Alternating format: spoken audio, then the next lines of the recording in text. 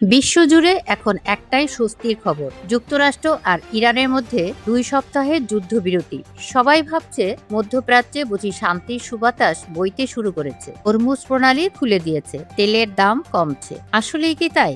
একটু গভীরভাবে ভেবে দেখুন তো, ডোনাল্ড ট্রাম্প আর বেনিয়ামিন নেতানিয়াহু, এই দুই কট্টরপন্থী নেতা এত সহজেই পিছু হটার পাত্র, নাকি এই শান্তি চুক্তি আর 2 সপ্তাহের বিরতি স্রেফ একটা আইওয়াশ, একটা বিশাল ধোঁকাবাজি? চলুন একটু ভিতরের খবর জেনে আসি।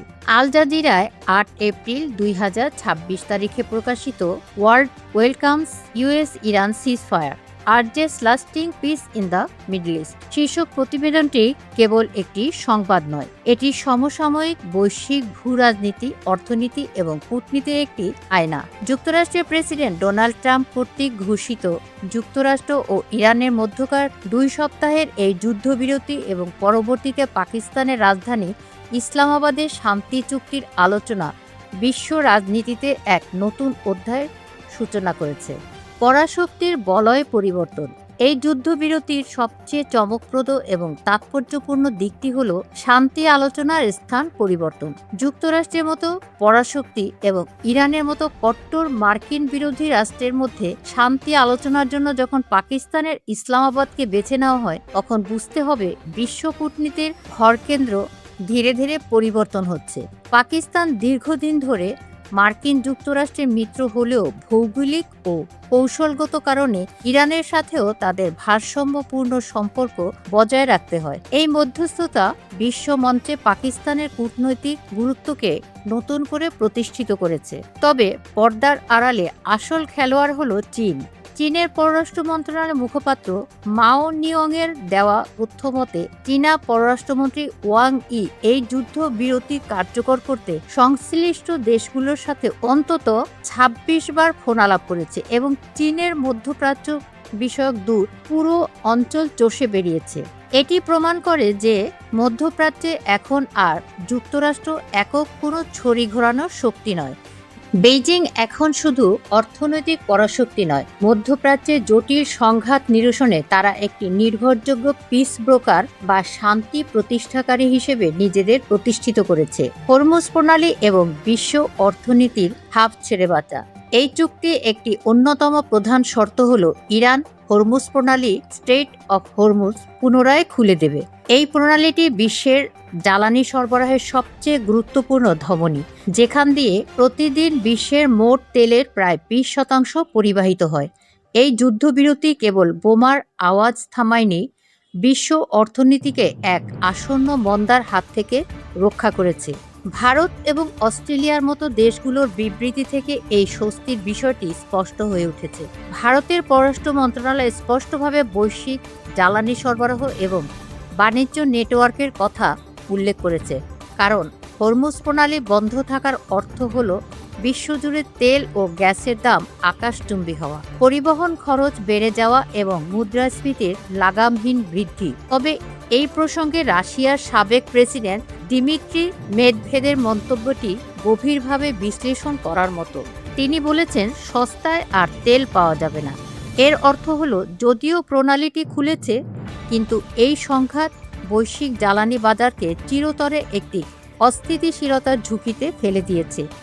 রাশিয়ায় মূলত জ্বালানি রাজনীতিকে তাদের নিজেদের স্বার্থে ব্যবহারের একটি প্রচ্ছন্ন ইঙ্গিতও এখানে দিয়ে রেখেছে। অমীমাংসিত ধাঁধা।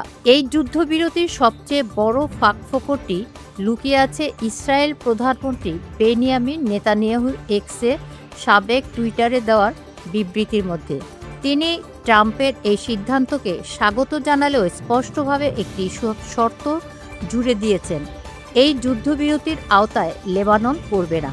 বিশ্লেষণের এই জায়গাটি অত্যন্ত গুরুত্বপূর্ণ। যুক্তরাষ্ট্র ও ইরান হয়তো সরাসরি সংঘাতে 2 সপ্তাহের জন্য বিরতি টানছে, কিন্তু ইরানের মদতপুষ্ট হিজবুল্লাহ সাথে লেবানন ইসরায়েলের স্থল আগ্রাসন চলবে। অর্থাৎ এটি কোনো পূর্ণাঙ্গ আঞ্চলিক শান্তি চুক্তি নয়, এটি একটি খণ্ডিত বা আংশিক যুদ্ধবিরতি। ইসরায়েল লেবাননে তাদের সামরিক অভিযান চালিয়ে যাওয়ার মাধ্যমে মূলত ইরানের ছায়াশক্তিকে প্রক্সি ফোর্সে দুর্বল করার কৌশল অব্যাহত রেখেছে। এতে করে 2 সপ্তাহ পর ইসলামাবাদে যে চূড়ান্ত শান্তি আলোচনা হওয়ার কথা তা শুরুতেই একটি বিশাল হোঁচট খাওয়ার ঝুঁকিতে রয়েছে। ইরান চাইবে লেবাননে ইসরায়েলি আগ্রাসন বন্ধ হোক, অন্যদিকে ইসরায়েল তা মানতে নারাজ। ফলে এই শান্তি মূলত একটি সামরিক বিভ্রম ছাড়া আর কিছুই নয়। বৈশ্বিক প্রতিক্রিয়া। ইউরোপীয় ইউনিয়ন, জাতিসংঘ থেকে শুরু করে যুক্তরাজ্য, ফ্রান্স বা জার্মানি সবাই এই যুদ্ধবিরতিকে স্বাগত জানিয়েছে। কিন্তু স্পেনের প্রধানমন্ত্রী পেদ্রো সানচেজ এবং ইউক্রেনের পররাষ্ট্রমন্ত্রী আন্দ্রি সিবিহার বক্তব্য পশ্চিমা বিশ্বের আসল চেহারা ও দ্বিচারিতা উন্মোচন করে দিয়েছে। স্পেনের প্রধানমন্ত্রী অত্যন্ত কড়া ভাষায় বলেছেন, যারা বিশ্বে আগুন লাগিয়ে পরে এক বালতি পানি নিয়ে হাজির হয়, স্পেন সরকার তাদেরকে হাততালি দেবে না। এই মন্তব্যটি সরাসরি মার্কিন প্রশাসনের নীতির দিকে প্রতি একটি চরম চপেটাঘাত। যুক্তরাষ্ট্র আগে পরিস্থিতিকে হাতের কিনারায় নিয়ে যায়, সংঘাতকে উস্কে দেয় এবং তারপরে যখন পরিস্থিতি নিয়ন্ত্রণের বাইরে চলে যাওয়ার উপক্রম হয়, তখন তড়িঘড়ি করে ত্রাণকর্তা সেজে যুদ্ধবিরতির ঘোষণা করে। সানচেজ মূলত এই মার্কিন ভণ্ডামির দিকেই আঙুল তুলেছেন। অন্যদিকে ইউক্রেনের পররাষ্ট্রমন্ত্রী যুক্তরাষ্ট্রের কাছে দাবি করেছেন, তারা যেভাবে ইরানের ক্ষেত্রে সিদ্ধান্ত নেওয়ার ক্ষমতা দেখিয়েছে, ঠিক একইভাবে যেন রাশিয়ার আগ্রাসন বন্ধেও তারা সেই ক্ষমতাকে দেখায়। এটি প্রমাণ করে যে যুক্তরাষ্ট্র নিজেদের স্বার্থসিদ্ধির জন্য মধ্যপ্রাচ্যে যতটা তৎপর, অন্য মিত্রদের সাথে তারা ততটা ধারাবাহিক নয়। 2 সপ্তাহের বিরতির বনাম দীর্ঘস্থায়ী শান্তির স্বপ্ন। জাতিসংঘের মহাসচিব আন্তোনিও গুতেরেসে একে দীর্ঘস্থায়ী শান্তির পথ হিসেবে দেখলেও বাস্তবতা অনেক বেশি কঠিন। 2 সপ্তাহ আন্তর্জাতিক কূটনীতিতে চোখের পলকের মতো একটি সময়। এই সময়ের মধ্যে একটি দীর্ঘস্থায়ী চুক্তিতে পৌঁছানো প্রায় অসম্ভব একটি কাজ। ইরানের 10 দফা শান্তি পরিকল্পনা এবং যুক্তরাষ্ট্রের নিজস্ব ভূ রাজনৈতিক স্বার্থের মধ্যে আকাশ পাতাল ব্যবধান রয়েছে। তার উপর জলবায়ু কর্মী গ্রেটা থুনবার্গ যেমনটি উল্লেখ করেছেন, ট্রাম্পের পূর্ববর্তী হুমকিগুলো ইতিমধ্যে গভীরভাবে অবিশ্বাসের জন্ম দিয়েছে। এই অবিশ্বাসের প্রাচীর ডিঙিয়ে ইসলামাবাদে একটি স্থায়ী সমাধান বের করা পাকিস্তানের জন্য এক বিশাল চ্যালেঞ্জ। সব মিলিয়ে দেখা যায়, আল জাজিরার এই প্রতিবেদনটি কেবল একটি যুদ্ধবিরতির সংবাদ দেয় না, এটি বিশ্বের ক্ষমতার পালাবদলের একটি দলিল। যুক্তরাষ্ট্র এখন আগের মতো আর একচ্ছত্র অধিপতি নয়, চীন ও পাকিস্তানও এর গুরুত্বপূর্ণ অংশীদার। অন্যদিকে অর্থনীতি, জ্বালানি নিরাপত্তা এবং মিত্রদের স্বার্থ রক্ষার গ্যারাকলে পড়ে এই যুদ্ধবিরতি আদতে কতটা টেকসই হবে তা নিয়ে বিশাল এক প্রশ্নবোধক চিহ্ন রয়ে গেছে। ইসরায়েলের লেবানন আক্রমণ অব্যাহত থাকা এবং পশ্চিমা বিশ্বের অভ্যন্তরীণ মতবিরোধ এটাই প্রমাণ করে যে মধ্যপ্রাচ্যে শান্তি একটি মরীচিকা।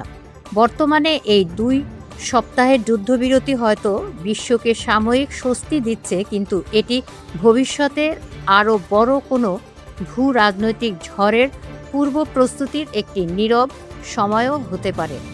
আপনার কি মনে হয়? মতামত কমেন্টে জানান।